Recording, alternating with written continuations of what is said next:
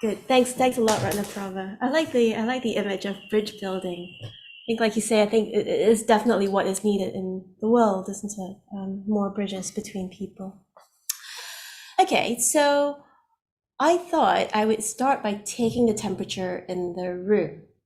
And you can do this online too as well, if you've got your cameras on. And maybe if you don't have your camera on, maybe just turn your camera on for a little while. I want you to put your hand up. And if you know a lot about the Buddha, you can put your hand up here. And if you know a little bit about the Buddha, like medium, you can put your hand here at eye level. And if you don't know anything about the Buddha, you've never come across the word Buddha, and you're surprised to find yourself at the Buddhist Centre, you can put your hand down here. Yeah. So how much do you know about the Buddha? Okay, so quite a lot of people know quite a lot, and some people are medium. And is there anyone who doesn't know very much about the Buddha at all? Okay. All right, good. Well, that was helpful. I was going to put some of you on the spot and ask you, what do you know about the Buddha? But maybe I won't, after all.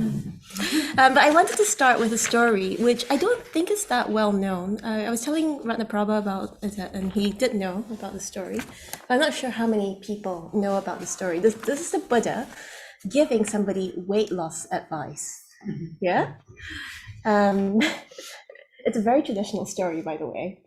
So once when the Buddha was living in Savatthi, King Pasenadi of Kosala ate a whole bucket full of food and then approached the Buddha, engorged and panting, and sat down to one side.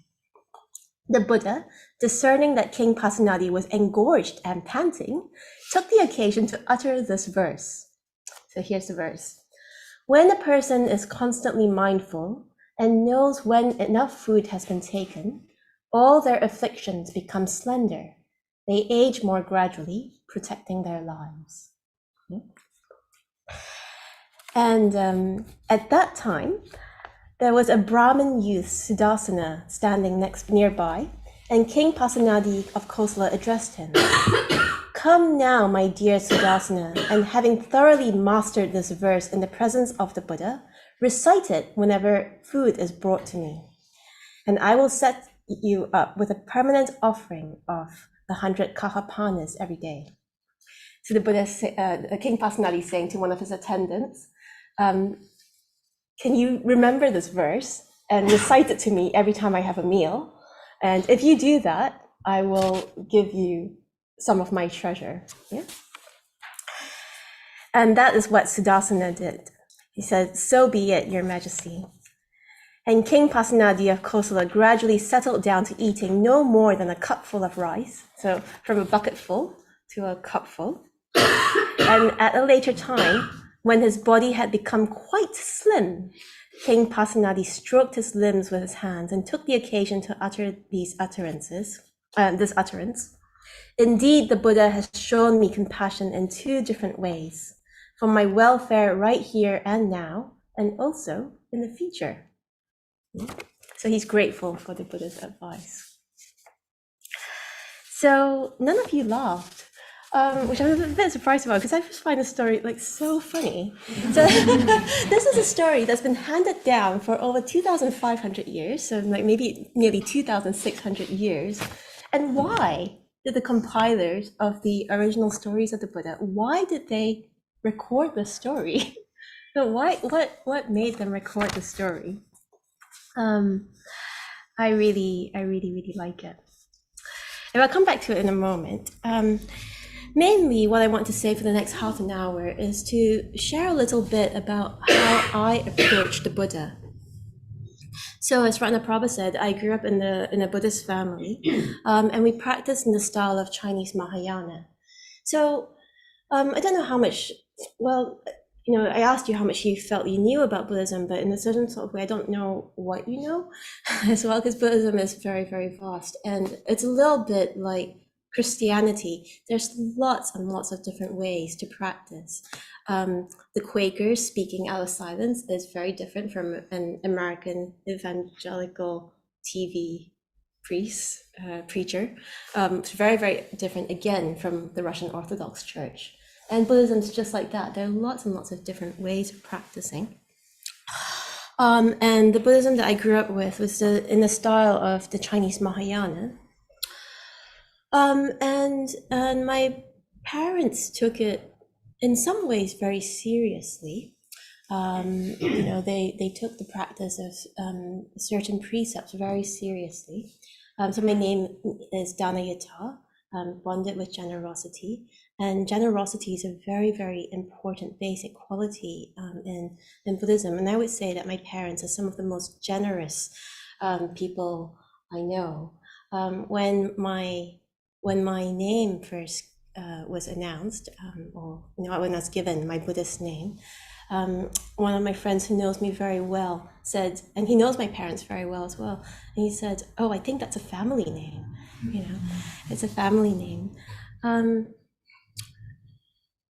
And practice, sort of daily practice in the style of Buddhism that I grew up with consisted of making offerings, many different kinds of offerings, every day, twice a day, and festival days are also very important to us. And also in that particular style of Buddhism, there are there's a kind of multiplicity of Buddha figures that one prays to and one worships, which I think to Western ears seems a bit strange. Isn't Buddhism a religion without a god? Yet one can pray to figures of enlightenment. Yeah, so in that particular tradition, faith in the Buddha, faith in enlightened figures, like faith in other power, if you like, was very important. So I came in contact with the London Buddhist Centre and the Buddhist movement that the London Buddhist Centre and the North London Buddhist Centre belong to, called Triratna, in 2007. My first contact was actually on a retreat. I didn't come to a class, I just found myself on a retreat with Shantisara. Shantisara was on that retreat as well. And I think by then, I wasn't sure if I believed in other power, really. I'm not sure if I really believed in the power of, I don't know, figures of enlightened figures to, I don't know, save me or something. But I did really like praying. And I did really like making offerings. But there was something of the way that I practiced growing up that I wanted to leave behind. I did want to leave something behind. I think I wanted to leave the idea that I could petition a figure to change my life. That was what I felt didn't really work, and I wanted to move away from that. I then got, more and more involved at the London Buddhist Centre. I asked for ordination, trained for ordination. And at the point of ordination, one takes on the practice of meditating on a figure. And I didn't know which figure to take because I wanted to not, actually. I wanted to not, to move away from petitioning. Praying in a way, meditating. So what I did in the end in taking on a figure to meditate upon was I took on the historical Buddha. Yeah. A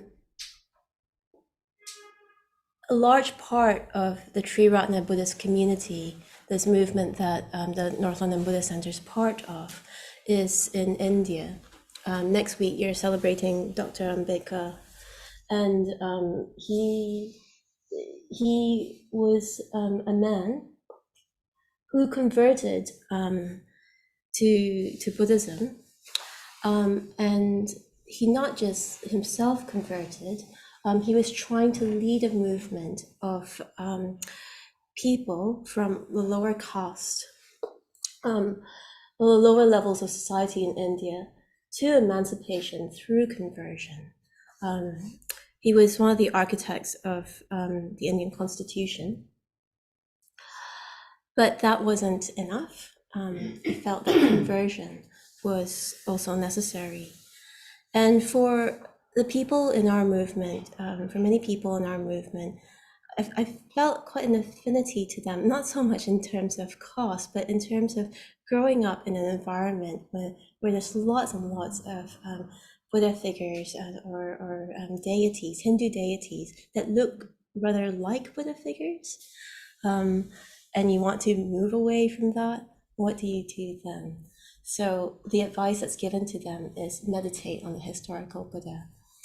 And I decided that, yeah, I think that advice also applies to me. I think I need to actually just meditate on the historical Buddha, go back to something quite concrete. So that's what I did at ordination. I took up a practice, kind of a vow really, to bring the Buddha to mind every single day. And I have gone back to that ritual of making offerings to the Buddha when I wake up. Most days I manage it before breakfast. I'm not a coffee connoisseur like many people in London. I think I'm much more of an addict. I don't care. I really need a cup of coffee when I wake up, and I do try to make that offering before coffee. And most days I've managed, and some days I don't. But that was definitely one of the things that my mother tried to teach me.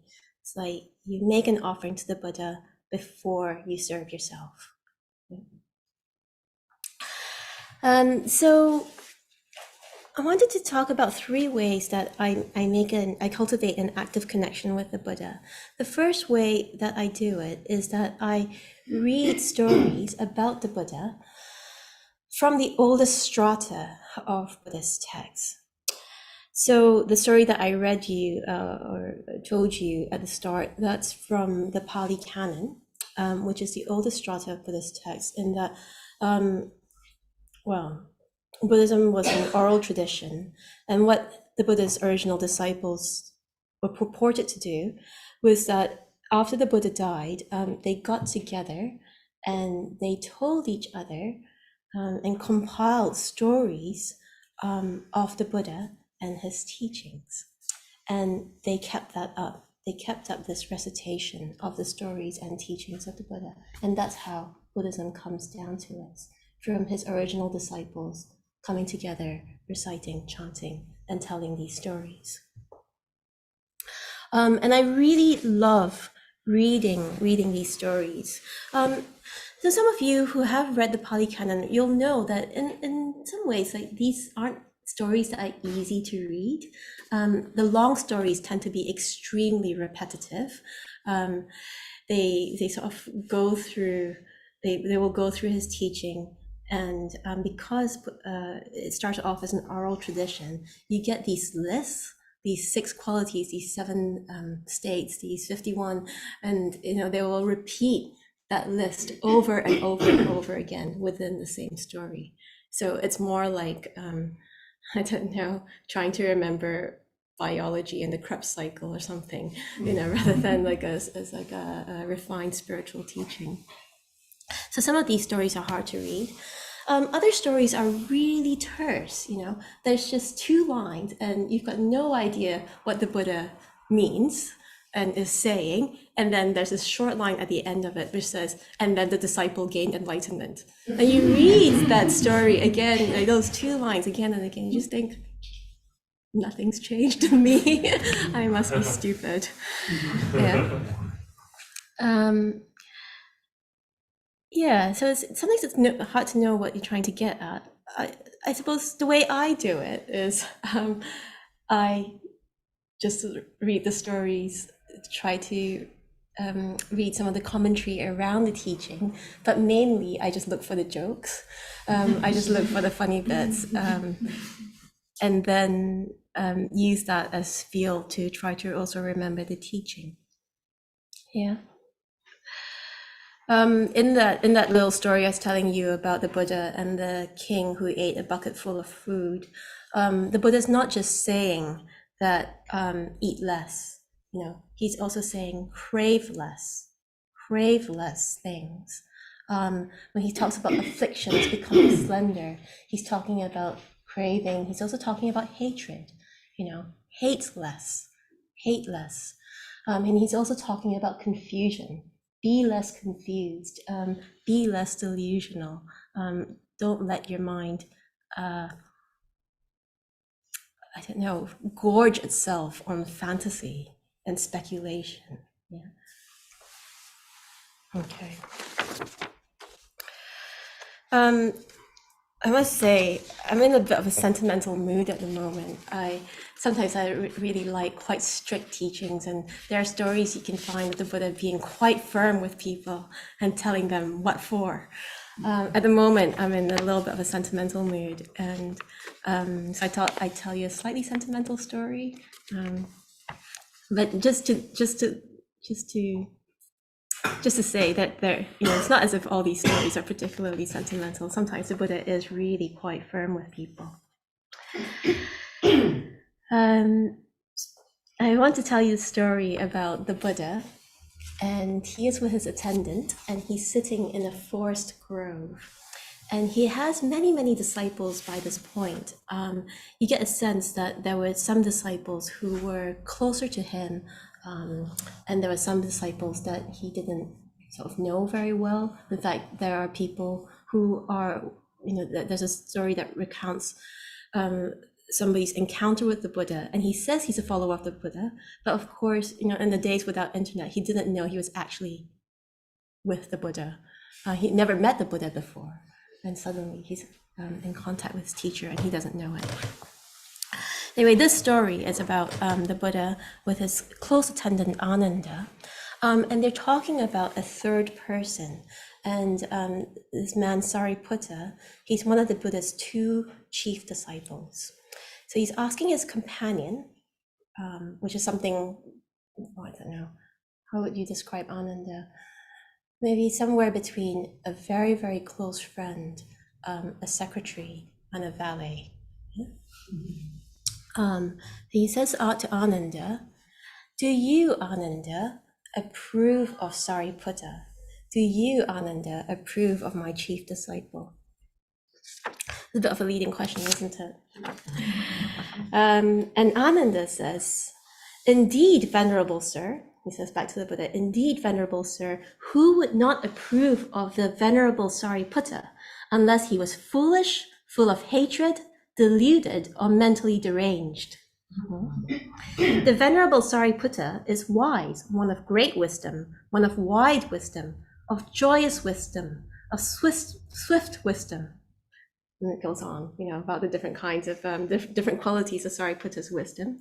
And then Ananda then goes on to talk about Sariputta's other qualities. He is content, of few wishes, and energetic. The Venerable Sariputta is one who gives advice, accepts advice, and censures evil. So he doesn't do evil things, and doesn't allow other people, or tries to encourage other people not to do evil things. And Ananda concludes by saying, indeed, Venerable Sir, who would not approve of the Venerable Sariputta unless he was foolish, full of hatred, deluded, and mentally deranged? And then, so that's a quite nice story, isn't it? You're talking about another friend, and you say, do you like this guy? And say, yeah, I really like this guy too. He's got amazing Buddha qualities. And then the Buddha then repeats Ananda's words. But then what happens after that is quite interesting. So they're in a forest grove, and I imagine this conversation to be taking place a little bit late at night, after they've done their evening meditation. What happens is that there is a passing spirit called Susima. And Susima overhears this conversation between the Buddha and Ananda, and he's really delighted. He's really delighted to hear the Buddha's words, to hear the Buddha and Ananda talking so joyfully, so gladly about Sariputta. that not only is Susima very, very happy, all the other spirits in this forest grove who are followers of this deity, this spirit Susima, are also very happy. They're elated, gladdened, full of rapture, and with joy display diverse lustrous colors. Yeah, so they're so excited that they light up this forest grove, and the rest of the story just goes through all the different colors that the forest grove is lit up by. Yeah. Again, I just think, what a great story. And why did they decide to record this down? It must have been really important, it must have really meant something. Anyway, I'll just leave that with you, and maybe you might want to keep reflecting on that. So I read stories about the Buddha. I also read stories about the disciples. So it's not just that the Buddha features in these stories. Sometimes he doesn't feature at all, and it's just his disciples talking.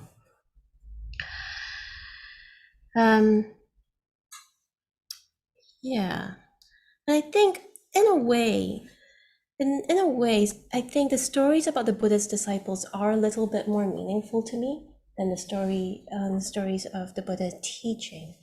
Mostly because I feel like I'm in a relationship of discipleship with the Buddha in the same way that they were in a relationship to the Buddha of discipleship.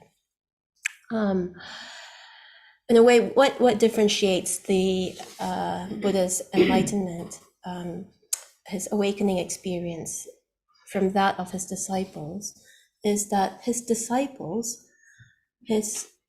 had somebody to follow, whereas the Buddha didn't. Yeah, he was really going into the unknown in his awakening experience.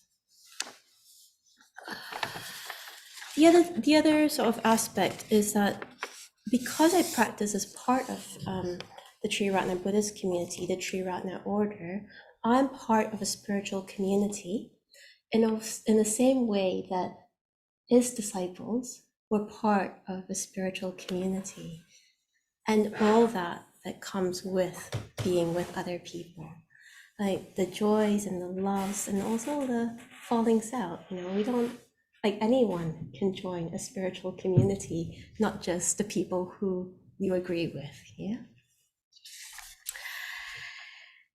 Yeah, and the disciples are great because you get a real sense of them before their enlightenment, before their awakening experience as well. There's Bada, who is kind of like quite an argumentative nun. She basically walked from town to town and argued with people, and that's how she she became famous. Sariputta, who we heard about, who is a loyal, a bit sort of rationally minded friend. Ananda, who I told you about just now, the Buddha's companion, was very, very kind to the nuns. And I just brought this book along because I wanted to, I might read something from it in a moment. But I realized there's a tab here that says Lalu Dai, who I think he just doesn't really appear in the canon very much at all. In fact, I think he might only appear in the commentary. Have you heard of Lalu Dai? Okay, great. I want to tell you about him. Lalu Dai apparently was very, very handsome, like very handsome. He wore his robe, and people were so attracted to him that they immediately wanted him to be their teacher. Until he opened his mouth, apparently.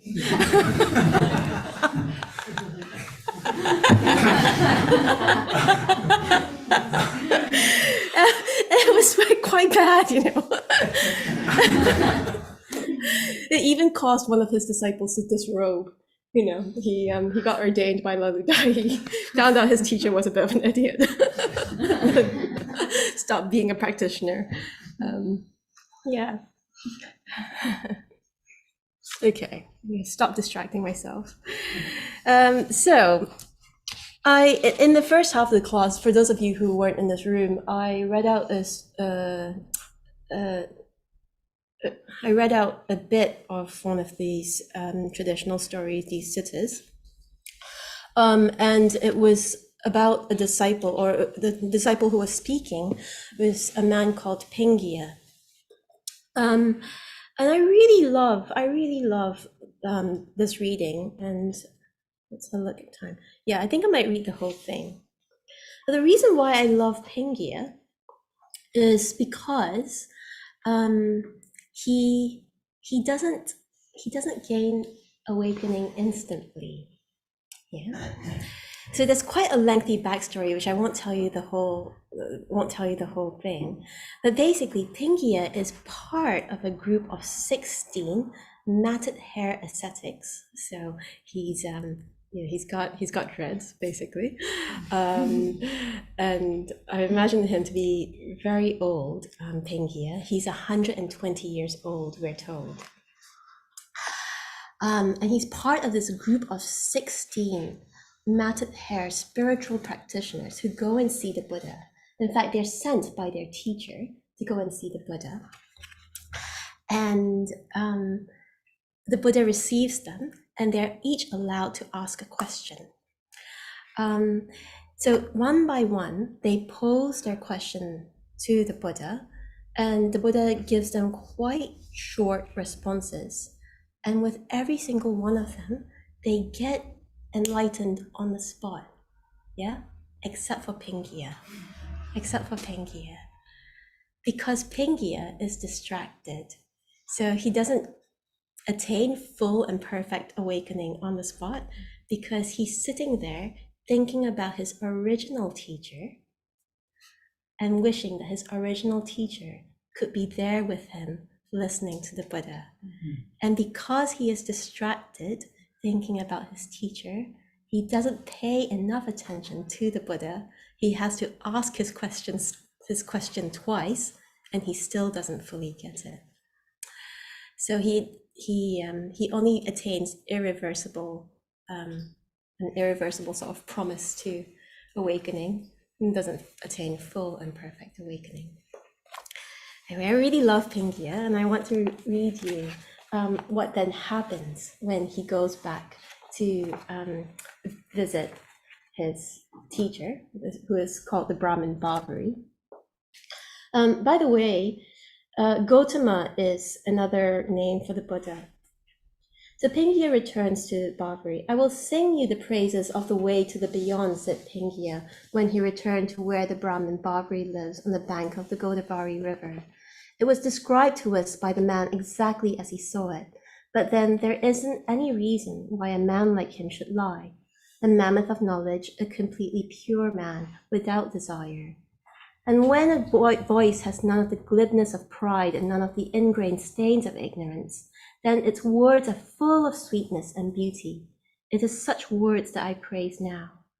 They call him Buddha, enlightened, awake, dissolving darkness with total vision. And knowing the world to its ends, he has gone beyond all states of being and becoming. He has no inner poison drives. He is the total elimination of suffering. This man, Brahmin Barbari, is a man I follow. Up till now, before I heard Gautama's teaching, people always told me this. This is how it's always been, and this is how it will always be. Only the constant refrain of tradition, the breeding ground for speculation. This prince, this beam of light, was the only one who dissolved the darkness. This man, Gautama, is a universe of wisdom, a world of understanding, a teacher whose dharma is the way things are, instant, immediate, and visible all around, eroding desire without harmful side effects, with nothing else quite like it in the world.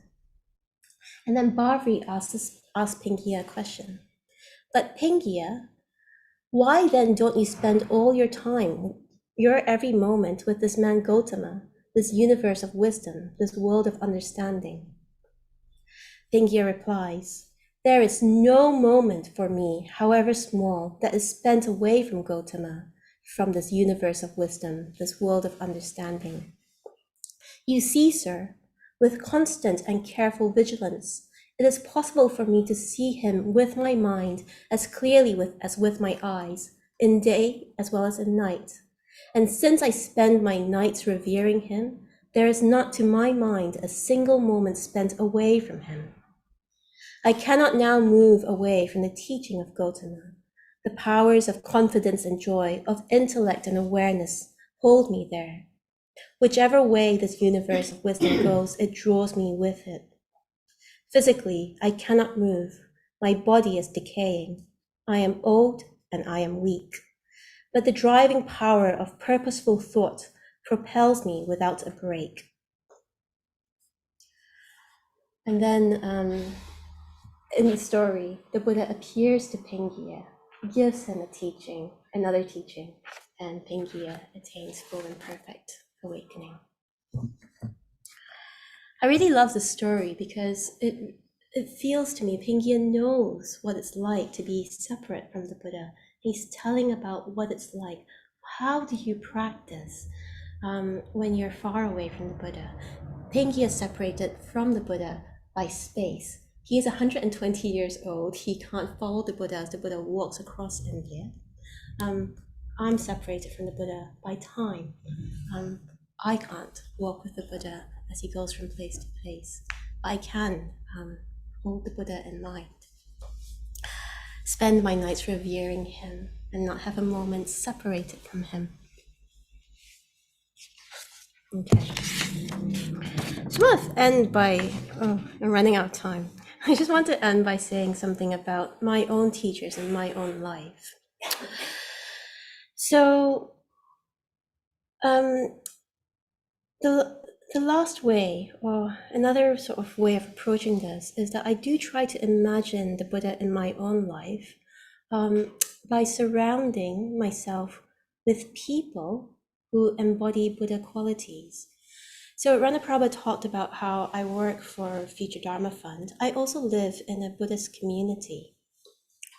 One of the reasons why I gave up my career in the city to work for a Buddhist movement was because I wanted to be around Buddhists more, and that was quite a deliberate choice.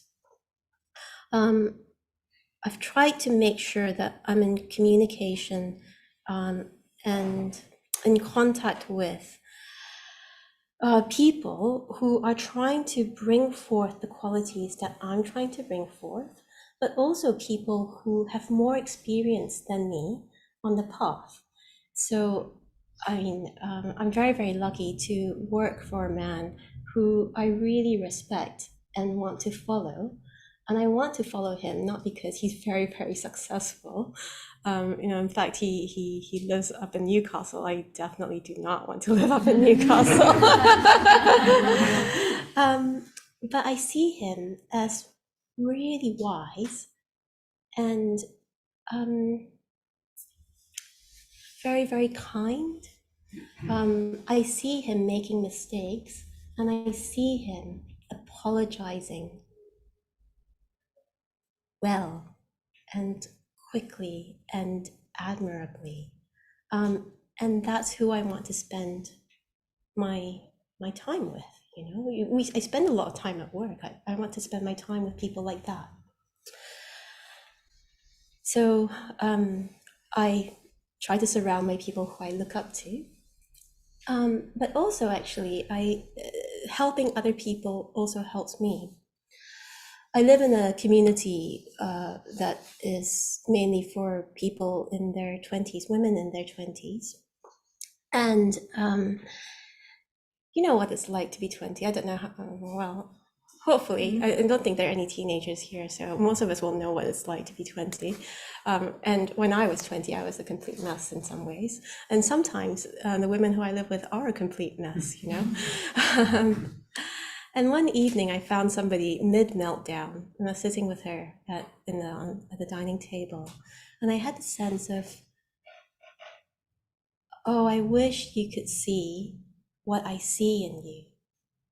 How beautiful you are, how wise you are, how intelligent you are, and all your potential. And I know it's hard right now, and you're going to be okay.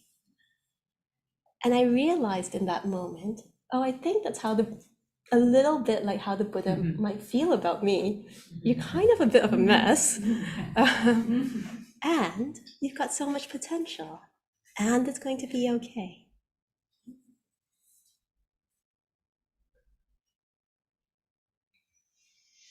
Okay.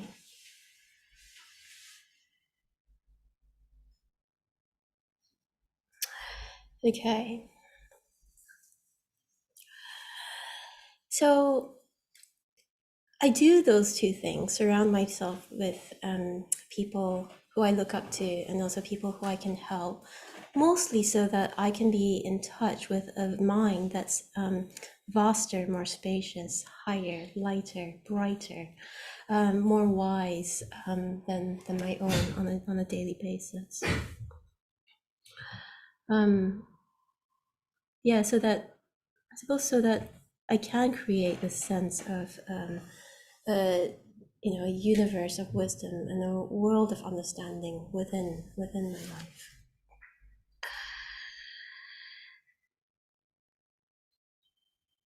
Just wondering what to do now, Ratnaprabha. Maybe take some questions? Yeah, do you have time to take some questions? Yeah. Yeah. So just gonna stop there. You can ask me questions, or I can ask you questions. I've got a question. Oh yeah. What did that monk say that upset people? I'll lend you the book. That was yeah. Who's that? What's your name? Anna. Anna. What does making an offering look like to you? Yeah. That's a good question. What does making an offering look like? For me, daily offering is incense. But I can tell you what my mother did, or what my mother does. So she has fresh flowers every day. Not every day, every week. Fruit every week. So 2 plates of fruit, fresh flowers, incense twice a day, and fresh water once a day. I guess I mean what you said about letting go of Buddha as this outside figure who could give you something in your life. Yeah. When you make an offering now, are you still thinking of this as an outside figure, or is this a symbol? What is making the offering? Oh, what does making the offering mean? I guess. Yeah, okay. So what does making an offering do for me? I suppose what making an offering does for me, I think particularly in the mornings, is the sense of orientating my life kind of like outwards. Sometimes, orientating my life, my day, outwards towards something higher, so that basically I'm not the center of the universe, not the center of my own world. There is something to aspire to. Sometimes, I think the reason why I'm hesitating is because sometimes it's the wisdom aspect that draws me on, something higher, something bigger, something wiser that draws me on. And sometimes it's the compassion aspect. Sometimes I hope this isn't too grand, but sometimes the Buddha is a symbol for all beings. It makes sense in my mind. It's slightly hard to talk about, but it's in a sense that my day is orientated towards serving others. Yeah. Hope that helps. Yeah, go on, Joe. I was particularly struck by the story with the disciples and the colours filling the forest, I think it was. Yeah. Because when we were doing our meditation on the Buddha, in fact, I ended up meditating on colours, actually. And I wonder if you could talk a bit more about those colours that came off the disciples and what they really meant by that.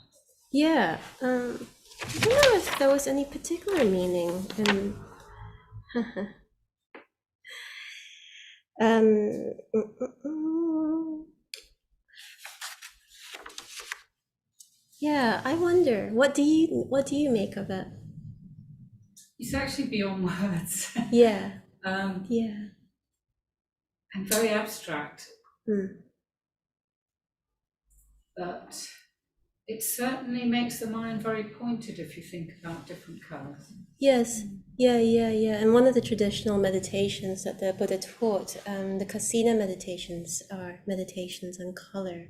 And it's particularly for that, one-pointedness of mind. I suppose thinking sort of not so literally, more sort of metaphorically, I imagine that colors, well, I think what the story is trying to describe is that the colors are lustrous and beautiful. So the Buddha speaking in that way, and Ananda speaking in that way about their friend, how they love him and approve of him, and the different sort of aspects of his wisdom, swift and joyful and quick, broad and deep. I think what the story is trying to say is that when you do that, when you talk about other people's good qualities, the world becomes more beautiful. When sometimes I do that, when I teach meditation, I get people to tell each other about their friend when I'm teaching the Metta Bhavana meditation.